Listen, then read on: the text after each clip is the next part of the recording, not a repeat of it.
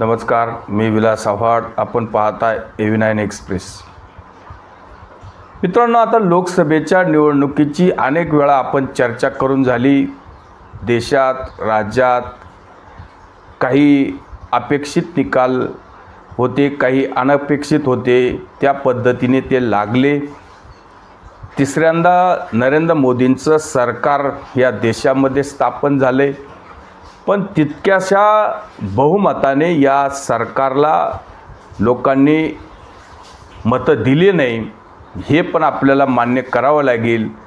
ज्या प्रकारे 2014 किंवा 2019मध्ये नरेंद्र मोदींना स्वतःचं असं बहुमत होतं, तितकं बहुमत भारतीय जनता पार्टीला, आणि त्यामध्ये ज्या राज्यांनी भारतीय जनता पार्टीला या दोन्ही वेळेस म्हणजे 2014 आणि 2019मध्ये भारतीय जनता पार्टीला उत्तर प्रदेश असेल, महाराष्ट्र असेल, राजस्थान असेल, हरियाणा असेल किंवा पश्चिम बंगाल असेल, या राज्यांनी भरभरून दिलं होतं. पण ह्याच तिसऱ्यांदा 2024मध्ये याच राज्यांमधून भारतीय जनता पार्टीला अपेक्षित अशा जागा निवडून आल्या नाही. आता आपल्याला चर्चा करायची आहे खरं तर महाराष्ट्राची. महाराष्ट्राच्या बाबतीत असे की महाराष्ट्रामध्ये अनेक गोष्टी घडल्या. 2019मध्ये जी भारतीय जनता पार्टी शिवसेनेची युती तुटली, उद्धव ठाकरेंनी महाविकास आघाडी बनवली, काँग्रेस राष्ट्रवादीबरोबर गेले, सरकार बनवलं. त्यानंतर देवेंद्र फडणवीस विरोधी पक्षात होते, स्वतः ते 2.5 वर्ष विरोधी पक्ष नेते म्हणून होते. करोना काळ होता आणि देवेंद्र फडणवीसांनी 2.5 वर्ष विरोधी पक्ष नेत्याचं काम अतिशय प्रभावी केलं. उद्धव ठाकरेंना अक्षरशः कुठलं काम करता आलं नाही. या सगळ्या गोष्टीसुद्धा आपण पाहिल्या. पण त्याच्यानंतर त्यांचं असं म्हणणं होतं की हे सरकार यांच्या अंतर्कलाने पडेल, दुनिया होईल. पण एकनाथ शिंदेंनी शिवसेना फोडली. नंतर देवेंद्र फडणवीसांनी त्यांना मदत केली, ते सरकार झालं. आपण ते पाहिलं. आता ते सरकार जवळजवळ 2-2.25 वर्ष झाली.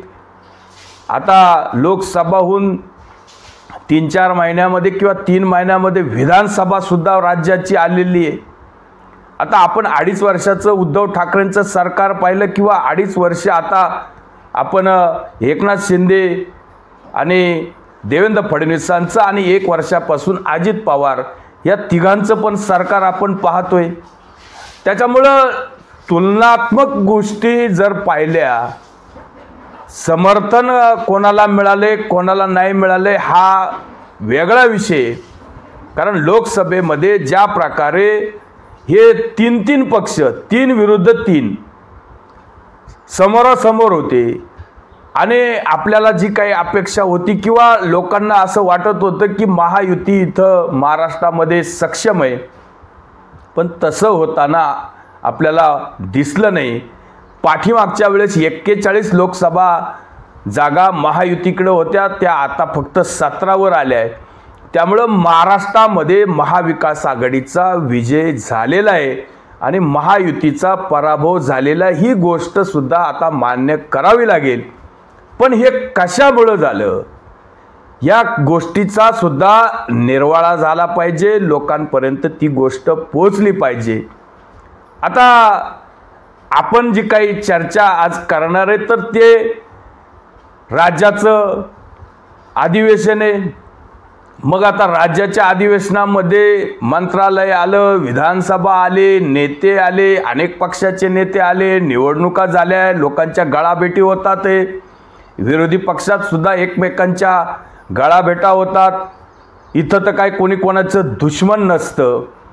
त्यामुळं मग आता आपण माध्यमांमध्ये चर्चा असतील, एकमेकांचे फोटो दाखवणं असतील, कोण कोणाला हात मिळवते, कोण कोणाला पेढा भरवते, कोण कोणाला चॉकलेट देते, कोण कोणाला कोणाच्या कानात काय सांगते, याच्यावरून लोकांनी अंदाज लावायचे की खरं तर हे अंदाज लावणं सुद्धा चुकीचं असतं, कारण विधानसभेमध्ये सगळंच जे काही आपण प्रचारामध्ये एकमेकांवर ताशेरे मारणे किंवा एकमेकांवर टीका करणे, एकमेकांचं आबरू अक्षरशः घालवणे हे प्रकार समोर आल्यावर होत नाही.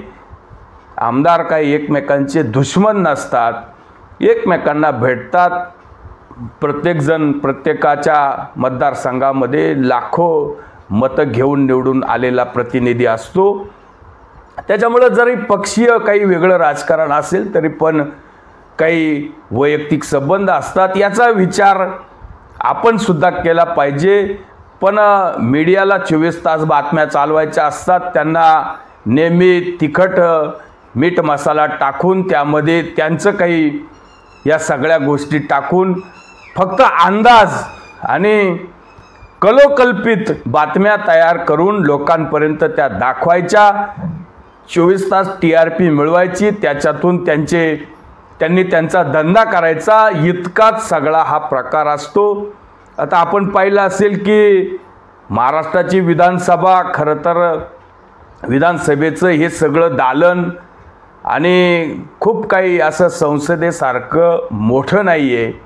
तिथं अगदी पायऱ्यांवर जरी आपण उभं राहिलो तरी पण अख्खा विधानसभेचा परिसर आपल्याला असा डोळ्याखाली दिसतो. 50-50-100 आमदार आपल्या समोर दिसतात. अगदी जर पायऱ्यांवर उभं राहून पाहिलं तर मुख्यमंत्री किंवा अनेक मंत्री पण आपल्याला 10 मिनिटात भेटतील, असं एक छोटं असं दालन आहे. आणि मग आता सुरुवातीला पहिला दिवस आहे या सगळ्या गोष्टीची चर्चा होते. मग 2 माजी मुख्यमंत्री उद्धव ठाकरे किंवा देवेंद्र फडणवीस एकाच वेळेस एकाच लिफ्टमध्ये 27 सेकंदाचा प्रवास करतात, याची चर्चा दिवसभर माध्यमं करतात. या 27 सेकंदामध्ये तसं पाहिलं तर किती माणूस बोलू शकतो, काय बोलू शकतो, पण लोकांनी बाकी अगदी वेगवेगळ्या कहाण्या, वेगवेगळ्या स्टोऱ्या रंगवल्या. कोणी सांगितलं उद्धव ठाकरे आणि देवेंद्र फडणवीसांचं काहीतरी गुप्तगू झालं, कदाचित उद्धव ठाकरे नरेंद्र मोदींबरोबर येतील का, भारतीय जनता पार्टी आता एकनाथ शिंदेंना डच्चू देईल का, आणि अजित पवारांना हकालपट्टी करील का, या सगळ्या गोष्टी रंगवल्या. 27 सेकंदाचा प्रवास देवेंद्र फडणवीसांचा आणि उद्धव ठाकरेंचा. या 27 सेकंदाच्या प्रवासामध्ये इतक्या काही कहाण्या रंगवण्यात आल्या. खरं तर बसण्यामध्ये आणि उतरण्यामध्ये जेवढा त्यांना वेळ लागला असेल त्यापेक्षा कमी सेकंदाचा हा वेळ आहे. यामध्ये ते दोघं जरी बरोबर असतील पण काय बोलले असतील, आता आपण तर तिथं काय बघायला नव्हतो, पण एक आपण इमॅजिन करायचं की दोघं कदाचित मनामध्ये असं बोलले असतील की आपण एकत्र होतो, 27 वर्ष एकत्र होतो, आपल्या या सगळ्या युतीमध्ये कोणीतरी मिठाचा खडा टाकलाय आणि त्या माणसाचं नाव शरद पवार आहे. आणि उद्धवजींनी असं म्हटलं असेल की देवेंद्रजी तुमचं पण नुकसान झालं, माझं पण नुकसान झालं, तुम्ही पण मुख्यमंत्री राहिले नाही, मी पण मुख्यमंत्री राहिलो नाही, आणि मग तुम्हाला काय मिळालं, मला काय मिळालं, हे सगळं महाराष्ट्राने पाहिलं. पण कोणीतरी आपल्या या संबंधामध्ये वेगवेगळे प्रकारचे खडे टाकण्याचा कार्यक्रम करते. आता आपल्याला काही सुधरवता आलं तर सुधरू, कारण ही परिस्थिती वास्तविक खरी आहे. जी काँग्रेस मृत अवस्थेत गेली होती ती काँग्रेस जिवंत केली असेल तर ती फक्त उद्धव ठाकरेंनी जिवंत केलेली आहे. एक खासदार सुद्धा महाराष्ट्रामध्ये काँग्रेसचा निवडून येण्याची अवकात काँग्रेसची राहिली नव्हती. आज काँग्रेस राज्यामध्ये महाराष्ट्रामध्ये 1 नंबरचा पक्ष झालाय। 17 जागा महाविकास आघाडीने लढायला काँग्रेसला दिल्या। 17 पैकी 13 खासदार काँग्रेसने निवडून आणलेले आहेत आणि 1 खासदार जो विशाल पाटील सांगलीचे तो सुद्धा काँग्रेसचा अपक्ष म्हणून जे काही चंद्रहार पाटलांसमोर शिवसेनेच्या उमेदवार समोर उभा करून शिवसेनेचा उमेदवार पाडून विशाल पाटील निवडून आले। ही सुद्धा काँग्रेसने शिवसेनेबरोबर उद्धव ठाकरेंबरोबर केलेली गद्दारी आहे। कदाचित ही आठवण ह्या 27 सेकंदात उद्धव ठाकरेंनी देवेंद्र फडणवीसांना दिली का? किंवा असं तर काही म्हटलं नाही की एकनाथ शिंदेंना तुम्ही बरोबर घेऊन काय मिळवलं? ज्या प्रकारे माझं 2.5 वर्षाचं सरकार तुम्ही पाडलं आणि एकनाथ शिंदेंना मुख्यमंत्री पद तुम्ही दिलं, तुम्हाला तुमचे 105 आमदार तुमच्याकडे असून तुम्हाला मुख्यमंत्री होता आलं नाही, मग तुमच्या पदरात काय पडलं? 40 आमदारांनी समर्थन समजा एकनाथ शिंदेंना केलं होतं, मग माझं सरकार फक्त पाडण्यासाठी तुम्ही एकनाथ शिंदेंच्या पाठीमागे उभं राहिलात।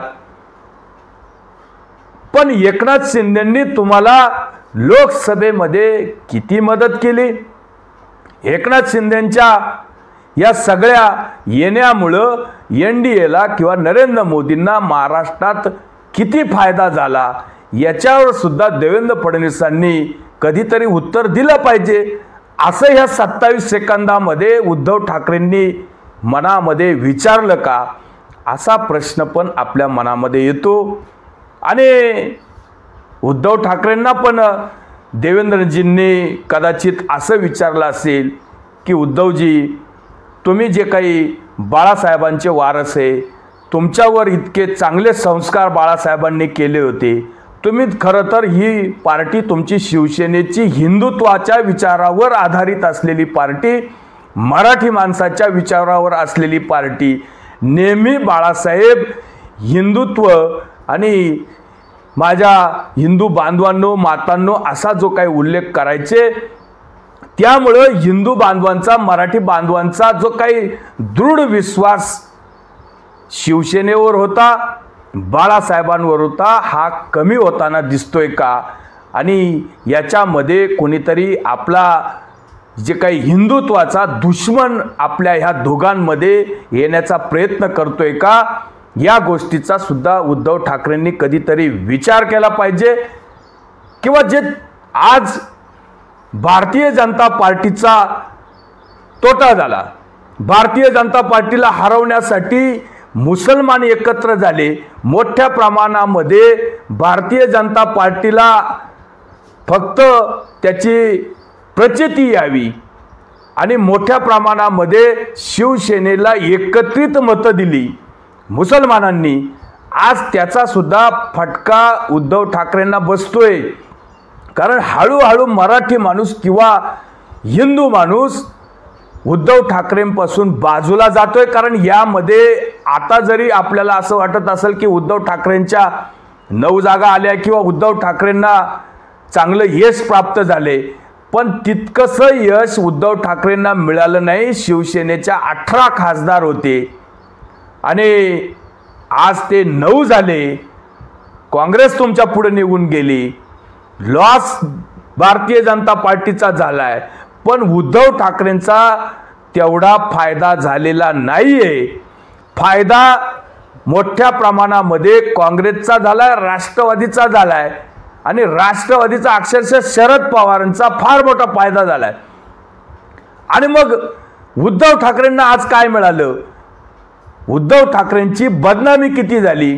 उद्धव ठाकरे हिंदुत्वापासून जे बाजूला गेले, आज जे काही परत येणाऱ्या विधानसभेमध्ये या सगळ्या गोष्टी उद्धव ठाकरेंच्या बाजूनी राहतील का? कारण ज्या पद्धतीने मुसलमान एकत्र झाले त्या पद्धतीने हिंदू बांधव का एकत्र येणार नाही? कारण इतके मुसलमान एकत्र होतील आणि महाविकास आघाडीला किंवा देशामध्ये काँग्रेसला, काँग्रेसबरोबर असलेल्या घटक पक्षांना मतदान देतील असं हिंदू बांधवांना सुद्धा वाटलं नाही। मग कदाचित त्याचा वचमा येणाऱ्या कधी होणाऱ्या कुठे राज्यामध्ये जे काही निवडणुका असतील, इथं जर हिंदू बांधव एकत्रित झाले तर याचा फटका उद्धव ठाकरेंना पण बसू शकतो, याची कल्पना उद्धव ठाकरेंना आहे. त्यामुळं कदाचित जर दोघांच्या मनामध्ये जर असं काही आलं असेल की आपण परत काय एकत्र होऊ नये, आपले विचार जर 27 वर्षापासून एकत्र आहे, मध्ये काही दिवस गेले असतील पण आपली विचारधारा एक आहे, आपल्याला महाराष्ट्रासाठी एकत्र आलं पाहिजे असे सुद्धा मनामध्ये कदाचित विचार येऊ शकतात, नाकारू शकत नाही. आपण तर तिथं काय नव्हतो, पण वेगवेगळ्या माध्यमांनी वेगवेगळ्या स्टोऱ्या ज्या रंगवल्या त्यापैकी आपण आपले विचार सांगतोय. बाकी 27 वर्षाचा जो काही युतीचा प्रवास आहे, भारतीय जनता पार्टी आणि शिवसेनेचा लिफ्टमधील 27 सेकंदाच्या या सगळ्या वेळामध्ये कसा पूर्ण होऊ शकतो, त्याला अनेक दिवस लागतील, त्याचे अनेक पैलू आहे, अनेक गोष्टी खुलासे त्याचे अशा वेगवेगळ्या माध्यमातून होत राहतील. तुर्तच थांबतो. व्हिडिओ आवडला असेल तर लाईक करा, शेअर करा. धन्यवाद.